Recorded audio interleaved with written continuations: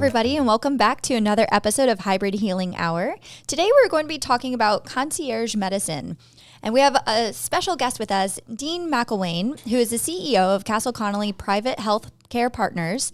And he's going to help talk about the benefits or everything else going on out there in the world today regarding concierge medicine and where it's going. Happy to be here. Thank you guys for having me.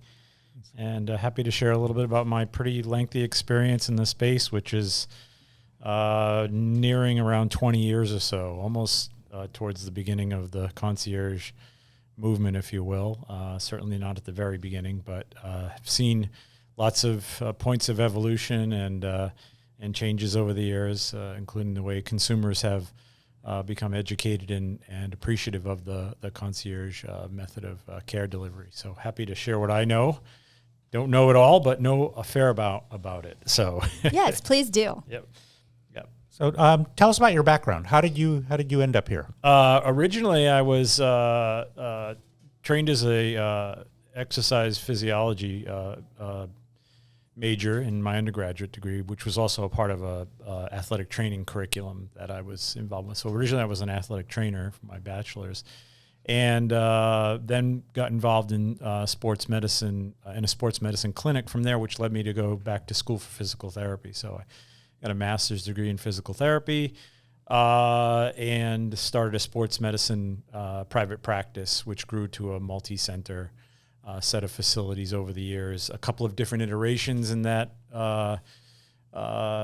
profession where I built up a certain chain of clinics, sold them to Stryker Corporation, managed a region for Stryker, and then went back on my own and developed an even bigger set of clinics in the Northeast, and then ultimately sold those clinics to a therapist that worked for me, and she's taken it and it's become one of the biggest in the country, actually, and done a wonderful job as well. And at that time, I was finishing up my doctorate in healthcare administration and also doing some consulting work on business development and practice development. I subsequently got involved on the compliance side and revenue cycle management and business development and revenue cycle management, participated in a billing company for quite a while. And at that point in time, I actually got connected with some of the, I guess I would call them pioneer attorneys who were helping medical practices, primary care practices, convert to the concierge model. And just because of our working relationship, they started referring me practices to assist them in converting to the concierge model. So I learned a lot along the way in that process, certainly having a decent background in compliance and having a background in revenue cycle management and a lengthy background at that point in healthcare administration and practice management, kind of a nice confluence of experience sets that really gave me the necessary tools to launch at least that consulting side of the business. And so I did that for a number of years prior to meeting John Connolly. I was also involved in some orthopedic practice management and some development work in that orthopedic space and helped develop one of the largest orthopedic practices in Boston along the way. But ultimately, we were introduced through a common acquaintance, and we realized that we were traveling in parallel paths, and he was looking for someone to help him develop his vision of what a concierge program might look like with all of his experience and relationships and really a great brand and with the imprimatur of high quality care being delivered. It was a natural fit. We had a great way of really kind of partnering with what we understand to be, really a very problematic situation in primary care. So we wanted to develop and deliver a mode of care that focuses on wellness, focuses on prevention, leverages some of my background in wellness, and being innovative in the space. At that time, we really had no other competitors or folks that were engaged in delivering a very hands-on, personalized wellness programming. So, the notion of delivering a health coaching experience, leveraging the health coaching methodology, which is a complete behavioral modification set that's been developed over the last couple of decades, and really deploying that into the concierge space was novel at the time. And frankly, I'm a little surprised that I still see it as being novel. We don't have any of our competitors quite doing that unless it's on a very small basis. But so we continue to lead the way in that aspect, and we will continue to be pioneers as such in terms of how we deploy in that area. So we back in 2014 launched Castle Connolly Private Health Partners and had our first doctor signed up by the end of that year, and then just have developed so that we are multi-site across the country with a range of practices delivering the concierge experience to their members. So for people who don't know, and at this point, I think, though, most people are aware of concierge medicine. What is concierge medicine? I know it's also called retainer medicine. Yeah. So the way it's evolved, and particularly in our model, and I can speak a little more generally, but in our model, it really is taking a pretty standard size primary care practice and converting it down into a practice of a much smaller size typically. So you might have a practice that's 2,500 to 3,000 primary care patients that are being cared for by one primary care provider. And in the concierge model, the notion is, and the reality is, that you have a much smaller panel to care for. And because of that, there's far greater connectivity to those individuals. So it tends to be those patients who actually have a very strong relationship with their physician already, or those individuals from outside the practice that really need to have a very strong connection with their provider. That could be for convenience sake. It could be because they're dealing with ongoing problems. It could also be because of family history. It may also just be, and we see this growing and we're excited about this, that these individuals are focused on really taking control of their wellness and focusing on the front end. And as we move away from sort of the sick care approach and we move more towards, I don't even want to think about it from a preventative standpoint, it's really about health span and quality of health along the way. So we're really moving away from that interventional posture, and we're in a preventative posture certainly, but even beyond that, it becomes a holistic way of thinking about your health, way of collaborating with your provider, way of seeing them as an advisor as opposed to someone who's going to fix a problem. So it's really a difference in that relationship, and that's what we've seen evolve over time. So the concierge relationship at its best, it's not about, there are components that are white glove, and it's about high touch, of course, and all of that. And,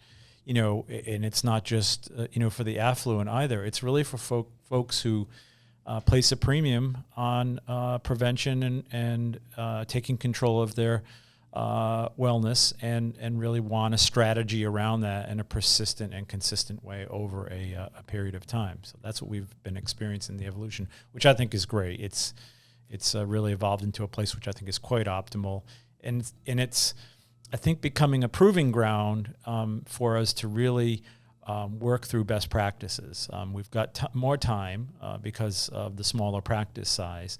The individual members who are patients have the ability to really receive their care in an unhurried fashion. So you get those little clues, that you wouldn't get in a normal, you both know that from having been in practice. You mean like in a 10-minute visit, we can't pick up on like what their socioeconomic is like back home, or the possible cause of their high blood pressure if they just lost their job. You know what I mean? We don't have time normally. No, it's 4 to 6 minutes sometimes. Exactly. By the time they get the vitals and brought back to the room, it's sad. The last stat I read was 6 to 7 minutes now, and it's getting only worse. And I think of some folks will say, well, you're taking some of the primary care folks out of the population. I say, actually, I think we're keeping them in, because there are so many docs that we work with who are absolutely leaving primary care. It's burnout. Burnout is a real thing that patients don't understand when a provider has to see so many patients a day to keep the lights on in the office and keep the staff and their head above water, because after all, it is still a business, that, their care might not be the front line anymore. And unlike us, we're very passionate about people's care, and we treat everybody like family, I believe, in our practice. And I think this model has been such a great fit. Yeah. I think what's gotten lost, and I think you guys will resonate with this, is along the way, the lived experience of the provider has really disappeared. If I think for a certain amount of time when you had that mentality around there being the family doctor, right? Mm-hmm. There was a different level of engagement. And I think the push for the pace in primary care was much lower. If you look at the evolution back when I went into healthcare in the late 80s, somewhat before managed care, really right before managed care came into the situation set, if you will, it was very different. You had a lot more time with your patients. You really had a pace that was manageable. There wasn't the pressure to see as many patients. And certainly if you're in a bigger system environment, you certainly have the pressure of RVUs, and you're being tracked very carefully. So you really have become, unfortunately, a bit of a piece worker. You really are all about productivity. So you lose the humanity on both sides of the relationship. You don't have any respect for really the benefits of that strong relationship. You really are missing out on that, and you become very transactional. You become very focused on a quick assessment of a problem set, and then to the best of your ability, what are those solutions that you can provide in that very truncated amount of time. And to your earlier point, if you don't know the full context of that person's experience when they're coming in to see you, or you can miss things. Let's be candid. You can miss things, or you can miss the most optimal solution for that set of problems. So, as we look at our, and I tend to think as, what some folks in the industry do, concierge is it's sort of a grand experiment in some ways, because we're really seeing what it's like to take, with the modern technology that we have, with the modern know-how that we have, with the capabilities and the advances that we have, what does that look like when we put that into a practice style that's, maybe it's back 25, 30, 35 years ago, where you had that time, but you have better tools now. And I also say, when folks talk about, connectivity and the ability to connect with a primary care physician, and whether or not there's some change in that ability to connect, I say, well, first of all, back to my earlier point, what if those docs left and those providers left? Where did those patients go? They now become dispersed into the system. All of them do, not just a portion of them do. And then I also say that a number of these patients who are more complex, they are being cared for in a much more careful and really detailed way that lowers their utilization of outside services. And we have good data historically for that. There's more recently been some other studies that have come out that, are really flawed in their methodology when they've looked at the impact of concierge, deeply flawed. Matter of fact, a critical element of that is one of the research tools that they've used to do the analysis. I'm not going to get too deep into it, but really when you look at that methodology, it's highly criticized, and it's, as there's good, bad, and statistics that you want to say whatever you wanted to say. And this is truly one of those examples, I believe, and again, I'm not a biostatistician, but I have some background in that in my academic training, very limited, relatively speaking, certainly not a PhD in biostatistics, but on a somewhat common sense and, long-term experience in healthcare, kind of knowing you can bend statistics to say what you want them to say. And I think in this example, where we're kind of looking at what we would say, okay, you've got more time with the patient. You're paying attention to them. The other data sets that are pretty straightforward, actually fairly well linear and controlled, they say that, utilization is down 50% or more. And I'll bet you know this from your practice. We do. There's so many times when you avoid sending them to the emergency room or to a specialist. Mm-hmm. Absolutely. You can work them up. We can work this out. We can figure it out. When you're in a 6 or 7 minute environment, you have no choice but to send them.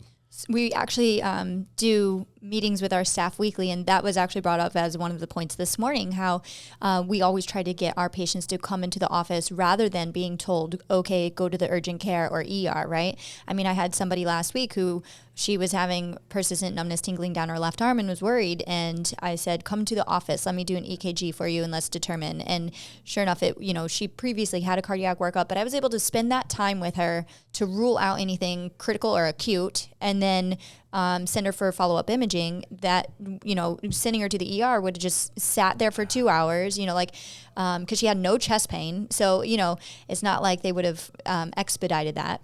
And, I find that we can help also just have reassurance for our patients by spending that time with them. Yeah, absolutely. Well, all right, that's another part of it, right? That we're, again, going to the humanity of it is also what's the experience for the patient, right? And so, but that you might, oh, that's nice. Well, it's not just nice. Anxiety and stress, as we all know here sitting at the table, they have their other sequelae, right? Mm-hmm. So we forget about that as well. If you think about even on the side of someone we think has a problem, right?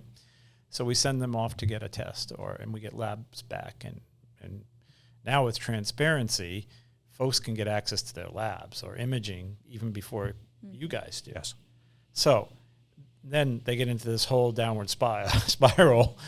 And when you're in a concierge relationship, you can connect very quickly, and more often than not, you can diffuse that anxiety. And I think there's other sequelae that are beneficial. So when you look at this a little more holistically, and you look at the impact on utilization of outside services, of emergency rooms, of specialty care, of length of stay is another statistic that's in the earlier data sets, very compelling.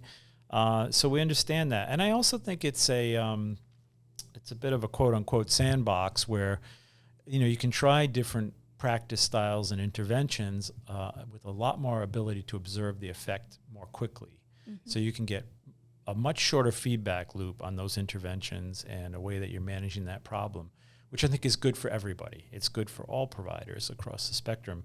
So, we always hear that, it's exclusive to the very wealthy, and, on balance, it's in most of the practices, you have a range of practices with different layers of amenities that go into more anti-aging and really much more definitive imaging, lab testing, genetic screening modalities. They're all layered in there so that the experience and the cadre of resources that you deploy for that member is more expansive. But on the base level of a standard kind of concierge experience, if you will, we're talking about a cup of coffee a day at Dunkin' Donuts, by the way, not right. Starbucks, yes. depending on what your preference is. By no means are our patients mostly wealthy.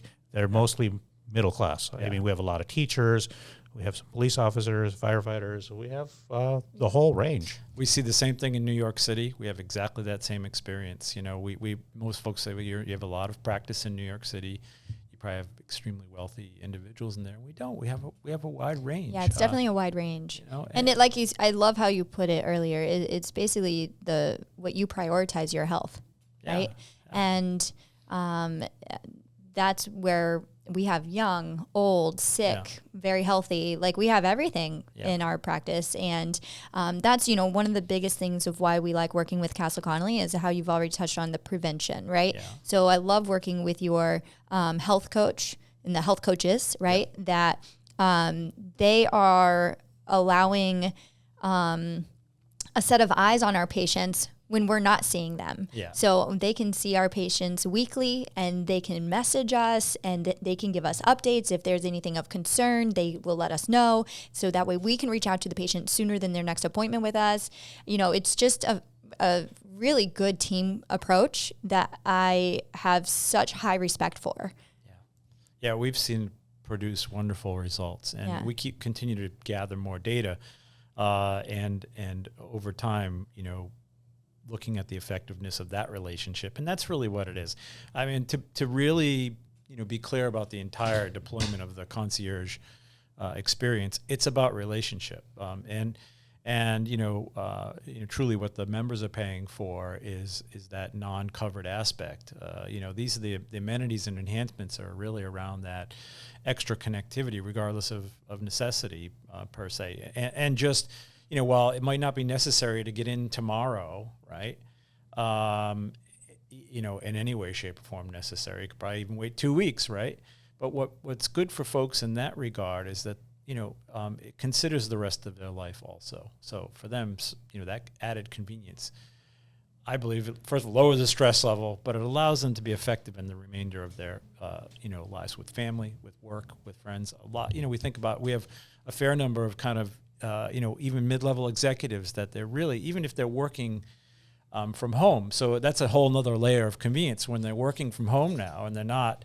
For us in New York or here, a lot of people are working right out of their houses, right? So they might want to take care of a simple problem in a very convenient way remotely. They don't want to, disrupt their day. So it provides for that as well. So I think it's, as I kind of have the mantra for at least our deployment in Concierge, it's connectivity, convenience, collaboration, and coaching. Those are the core elements that really are about the non-covered side of things that creates this environment of interaction with your provider that is fully differentiated. You really have an advisor, and it's not about those routine, standard, kind of office visits that are part of it per se.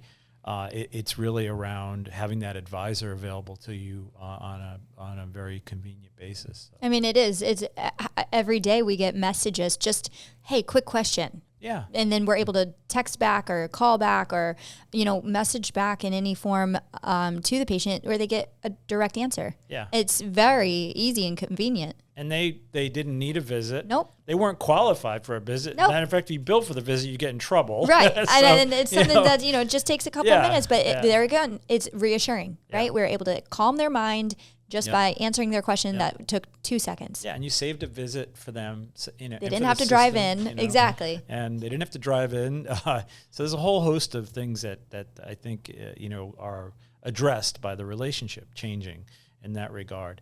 And I think that, we're going to see probably in the next 10 or 15 years when we start to deploy a lot more of this preventative, focused, interventional capability.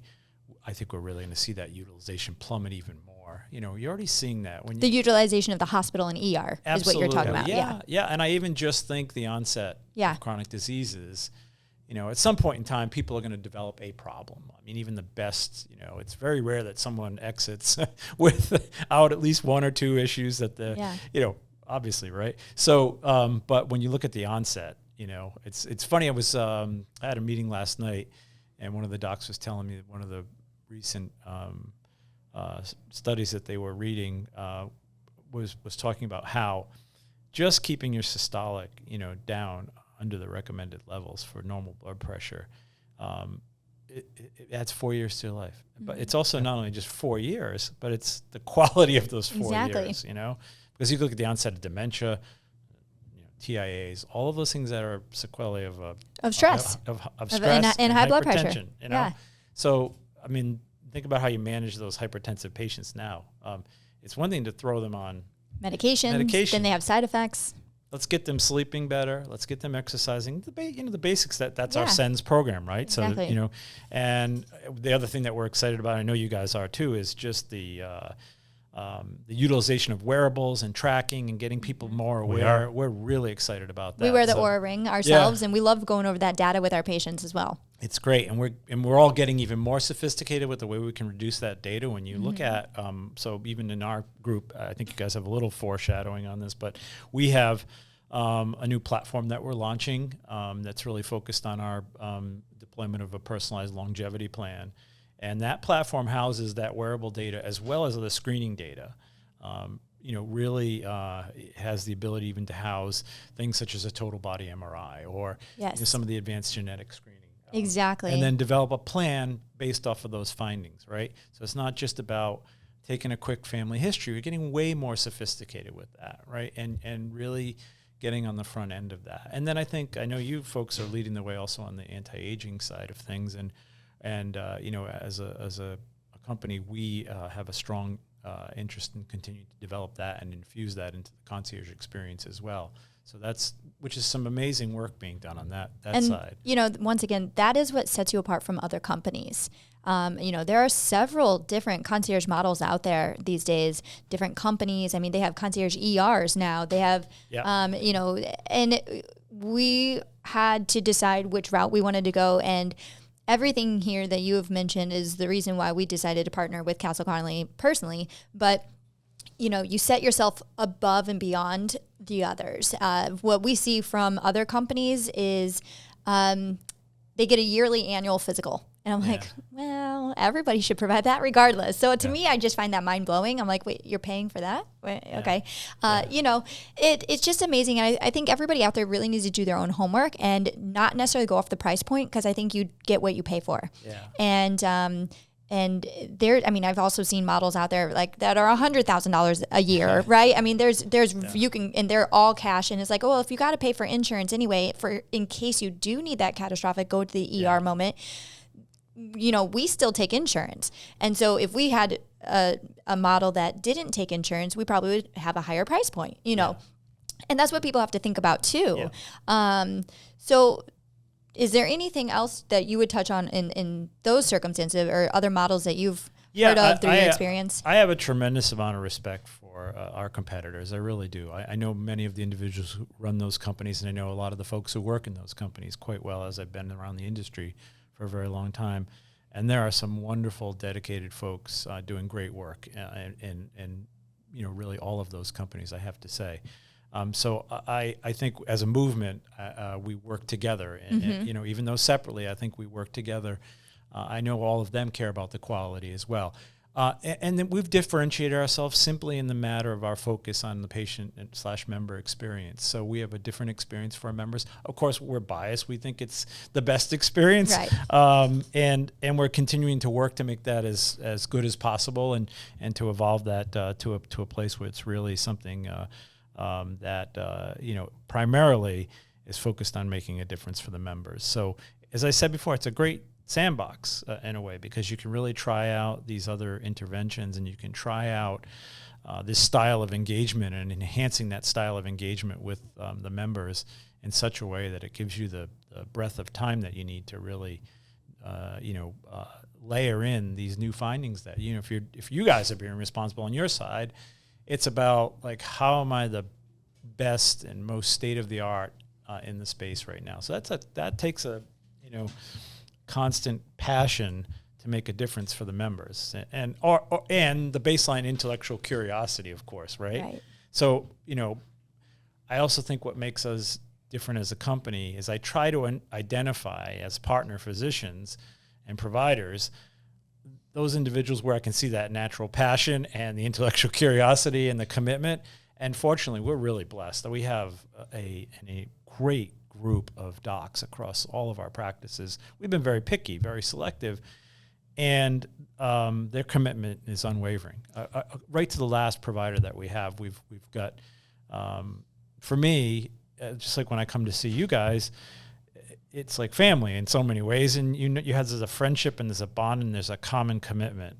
And I hope that the docs who work with me know that, whenever they come to me with either an issue or when they come to me with an idea, that we take it very seriously, and we don't just give it lip service to kind of working together and continuing to have a strong partnership. We're equally as passionate about what we're doing. And I wake up every day. I practice gratitude. I'm grateful. I'm extremely fortunate to have the group of people, the incredibly smart people that work for me, hardworking. You all, it's amazing. What a blessed life, really, to be able to have just such a great group of folks that actually care so much about them. And then the members themselves. Right. They're wonderful. They really are so grateful for what we do. And I get lots of kudos. They find their way to me directly. I get texts sometimes. They call me sometimes. Sometimes they call me with an issue they want resolved. And my position is I'm the chief problem solver. If something comes up, I'm going to try to figure out a good solution. And one of the great my wife would tell you, one of my great joys in life is creative problem solving. So I literally, whatever it might be, even hobbies and things like that, or I play music, as you guys know. Mm-hmm. So, it's like sometimes there's problems to be solved when you're a musician too. So it's that same thing. So hopefully it's permeating everything that we all collectively do. That's really been, I think, one of the great evolutions in the company. And John has that same commitment. John, actually, when you look at John Connolly, the co-founder with myself, his most well-known besides Castle Connolly gig, if you will, was as the president of New York Medical College. And when John was brought in there, it was a failing, certainly financially, not academically, but financially, institution. It was in very big trouble. And John came in, turned it around, along with John Castle, who was also involved. He was on the board at the time there, and really revolutionized what was happening there. I was at Westchester Medical Center last week with John, and it was like old home week because that's where the campus was for the medical school. But they were just, they know he's like this. He had forecasted. He was able to talk about what needed to be done, turn it around, make it happen.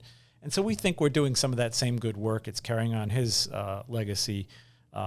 He's always been very concerned about the provider's experience as well, because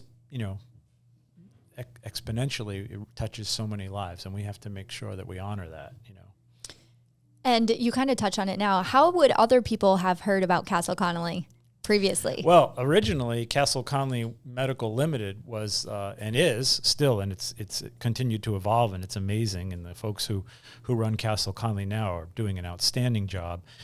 John Connolly and John Castle, I think at the tail end of when they were running the medical school, and Mr. Castle was on the board. They used to get a lot of inquiries from friends and family and people on the street sometimes as well. Mm-hmm. Who's the best doctor for this? Who's the best, orthopedic surgeon for X, Y, Z, or nephrologist, whatever it might be? And they were very good at doing that. They had all these relationships, of course.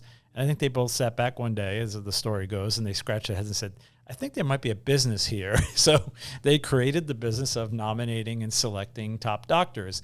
And their twist on that, because it was pretty novel, and it still is, really in reality, because the notion of peer nomination was pretty differentiating, right? So your colleagues making the selection happen, and not some system or or yourself, whatever it might be, like a paid by or paid for, right? Pay for play, right? So and it absolutely is not.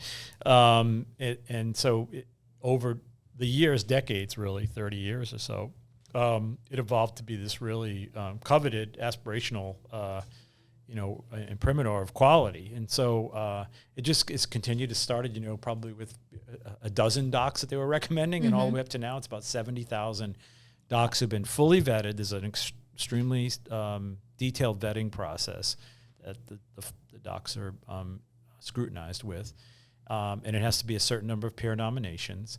And then you become a Castle Connolly top doctor. There's different side annotations to that. There's regional, nominations, and America's top doctors, and it's kind of more narrower fields that are there. They have now moved into rating systems, and hospitals. So they have taken that same expertise and evolved that. So. But for us as a company, what's unique for our deliverable to the concierge members is that we have the ability to navigate folks into those Castle Connolly top doctors. We, as you can imagine, we have a certain amount of connectivity with all of the Castle Connolly top doctors, and when we call to get an appointment and navigate folks in, we have a unique ability to say, hey, it's so and so from Castle Connolly. I'm wondering if you could see one of our patients and get them in quickly, that type of thing. And even beyond that, we also can do the research, and we have that. What's robust about the database that we have, we are the only concierge company that has the type of access that we have to the database. And we get into that database, we can really drill down and match that particular patient's problem with that particular provider in that particular geography, or sometimes out of the geography. Sometimes we're going to send somebody to, a specific practice that might, be remote. Maybe it's, going to Mayo or something like that. Sure. But we have that ability too. So, and Wow. that's 30 years of, in the making, in the making. That's Yeah. great. It's very hard. You couldn't really, you certainly couldn't build that from scratch now. Even with AI, you couldn't build Right. that. It's a handcrafted, so to speak, right? So that's a nice resource for the members. Yeah, Yes. it really is. It's a great resource. Helps when people are traveling too. Absolutely. Because it's all over And the down country. in Florida, we have a lot of snowbirds, and people we've go utilized from, the service, and it has been Yep. a big help. Yes. Yeah, and as you know, we have folks on the team who are helpful in navigating through that. We actually, and the other thing that's relatively unknown, we probably don't do as good a job promoting it as we should, and we're a bit remiss in that, is we actually have a Top Doctors International, which is another company that John and John have a relationship with, and they're have ownership interest in. But that's based out of Spain, Barcelona. Oh, wow. And that's a very large organization, in South America, Central America, in Europe. I don't know the exact number of docs that they have in the data set there. I do know they have a very large employee base because they do a whole nother level of navigation service. It's a little different internationally. The connectivity to the physicians is very different, and you have different kind of rule sets in terms Right. of how you operate. So there's a lot of need for, international travelers. Let's Yeah. say you're in Dubai and you need to see, a general surgeon, quickly, and you want to figure out where you're going to be transported to. So they have all that kind of care navigation really embedded in their deliverable. So Very good. yeah. So we've talked a lot about like the different benefits of, concierge medicine. So what are some of the challenges that you think patients might face or struggle with in determining whether they want to go concierge or not? Yeah, I think one of the first decision points for them is kind of the retrospective analysis of the use of the practice, right? I only come to see you once a year, right? So I think that's on us to educate them about the fact that this is you might have only used the practice once a year when you could go for a 6-minute visit, right? And even if you're really healthy, we're taking you out from that, again, sick care, kind of the care that's focused on dealing with a specific problem. That's Putting out fires. Putting out fires, exactly. And we're talking about laying the groundwork to keep those fires from happening, and really getting folks educated about what the orientation is at that point. And I would say for a lot of individuals, that's very compelling. They really find that that's a priority for them. And that's becoming, in the early days of concierge, it was a tremendous amount of education that was required. Folks didn't, and the environment was different as well. Folks really didn't understand what the benefits were, but now they do. Generally, it's if you haven't had a concierge doctor in the past, you have a friend who does. In certain areas, certainly, and particularly in Southeast Florida, it's very common to have a concierge physician. So you have less of a educational aspect of getting them motivated to become a member. And, as you both know, we try to make it reasonable so that the financial barriers are not really insurmountable. We're not that $100,000 Right. or $15,000. Or even, or, I know. I've heard all like 15, 40, 100. Yeah. I mean, we are close to Miami, and I've heard all these. I'm like, they better be flying to my house if that is, if I'm paying for that. and I'm not sure what I think about that now. I've not had enough time to really sit with that or Right. observe or think about or hear or, talk with some of the docs who are involved. It's pretty new. So kind of understanding that. And I know some of the larger health clubs are doing these pretty high end. They're fashioning them as anti-aging movements, and it'll be interesting to see how those evolve and too what the uptake is. And ultimately, it all comes down to, and I even see this in some of the larger deployments in the concierge space. I think without the relationship, I think it's a challenge. Even for those companies, it's a challenge where you don't have, particularly in primary care. It's a little different when you're talking about some of these, urgent cares that are concierge-like, if you will. Right. A little different that way, and I can understand how that can be of benefit. But when you're talking about your ongoing advisory or ongoing relationship, you need to have an understanding on both sides, both directions. It's so critical. We can't, attest to that enough. So, it's a matter, back to your first part of the question here, is it's a matter of education, These are the benefits. This is the way it will work. It's very differentiated. It's not like what you've experienced. This is why you need this. And I think it's good for everybody. I think, I think it's, and again, it's about priority because, even what your, cable bill is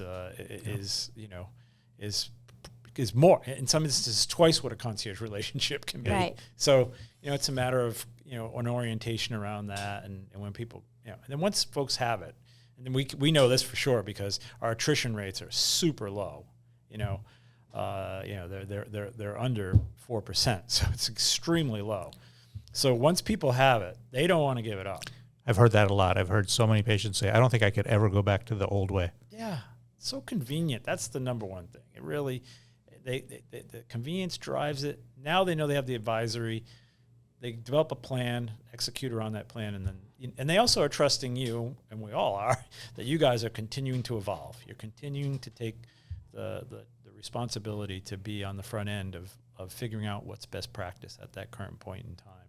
And best practice is different for every individual too, and you need to have that. That's why the relationship is so critical. Mm-hmm. You might have a bunch of ideas over here about what is best practice for X, Y, and Z, but when you put it up against the individual and matching that strategy, there might be behavioral constraints here, there might be social constraints, a whole host of other things. You've got to coalesce, synthesize all of that, and that still remains the art of practicing, right? Exactly. That's really the reason why AI I think will be helpful and is helpful, certainly. But ultimately, we're dealing with the human condition, and you have to bring that to the forefront. The person in front of you. And I think, as you've already said, so I think one of the challenges was maybe there wasn't a concierge practice in your area as a patient. Do I have to drive to that location? But now I feel, concierge is becoming more and more common.